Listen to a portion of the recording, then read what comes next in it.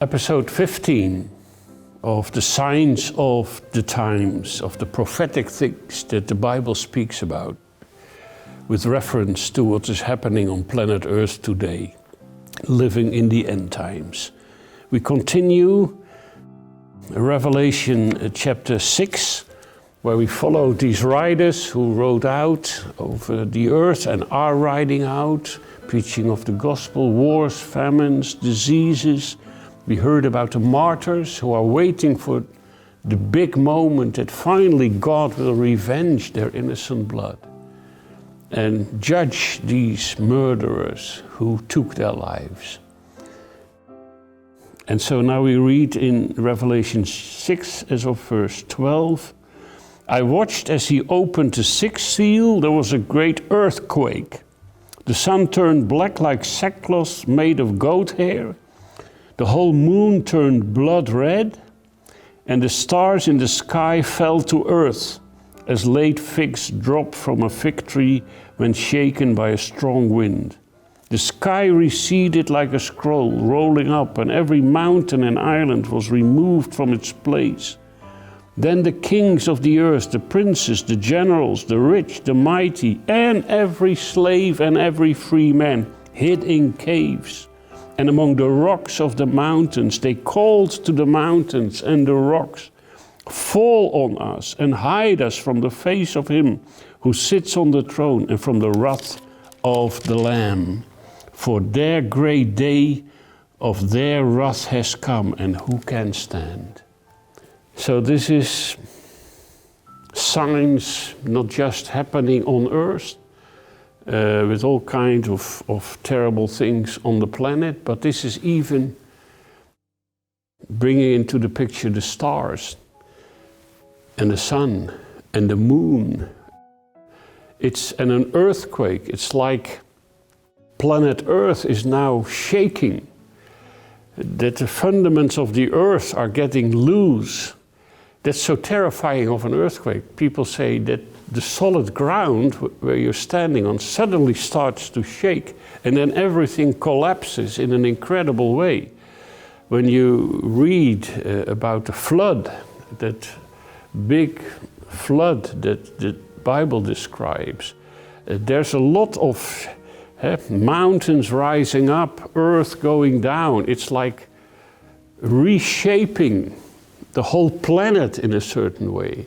And in this case, there's even the sun and the moon and the stars. The moon red as blood. Sometimes you hear today when you have certain positions of the moon, you have blood moons, and there are those who have a lot of things and look into that and say, well, this is meaning this or that. I don't think so. Of course, there is to learn something of everything, even a blood moon, reminding you of the moon red as blood, as we just read in the Bible. That will happen, and you hear these passages referred to various times. Also, Peter in the book of Acts, when you have the outpouring of the Holy Spirit on the feast of Shavuot, that we call Pentecost, there he explains that in the last days, he said in Acts 2 as of verse 17, God says, I will pour out my spirit on all people. Your sons and daughters will prophesy. Your young men will see visions. Your old men dream dreams. Even on my servants, both men and women, I will pour out my spirit in those days and they will prophesy. Well, that happened on that day, on Pentecost, the outpouring of the Holy Spirit upon 120 Jewish people, because that's the number you find in Acts 1. And not just like in the times of the Old Testament, Holy Spirit on a king or on a prophet or on a priest, but men, women, young, old, everyone getting saved by this outpouring of the Holy Spirit and speaking in new languages, in tongues, etc. Peter is quoting here from the prophet Joel, a prophecy. And then he continues, I will show wonders in the heaven above, signs on the earth below, blood and fire and billows of smoke. The sun will be turned to darkness and the moon to blood before the coming of the great and glorious day of the Lord.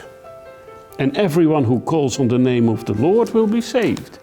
Now, that did not happen on the day of Pentecost. Joel the prophet spoke about the outpouring of the Spirit, and he spoke about all these signs on the sun and the moon and the stars.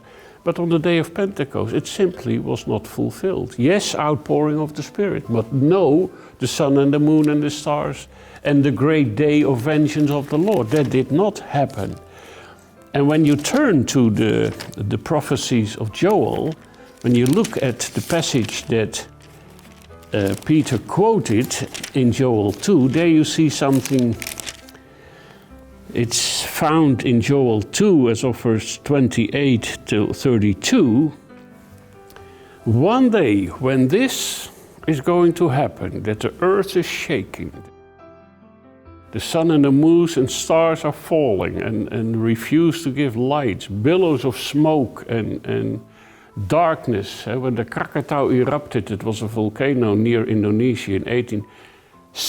It was so dark that even on other parts of the planet, darkness set in, and there was hardly light enough to live. Now this will happen then on a world scale, but at that moment, everyone who calls on the name of the Lord will be saved, for on Mount Zion and in Jerusalem there will be deliverance. As the Lord has said, among the survivors whom the Lord calls. Whereas the whole world is in turmoil by all of this. The Jews are returning home, are being restored in Israel. That's the moment that Israel shall be saved. All Israel shall be saved. Not just the 120 of the day of Pentecost, and not just the few thousand during history who get the revelation on Jesus, but whereas earth is shaking and the great terrible day of the Lord is setting in on planet Earth, then in Jerusalem and in the land, finally, God will give the revelation by a special outpouring of the Holy Spirit to his Jewish people. And then all Israel shall be saved. And not long after that, they will not just see him with spiritual eyes, but they will see him come, riding on the clouds, shining like the sun, and of his kingdom there shall be no end.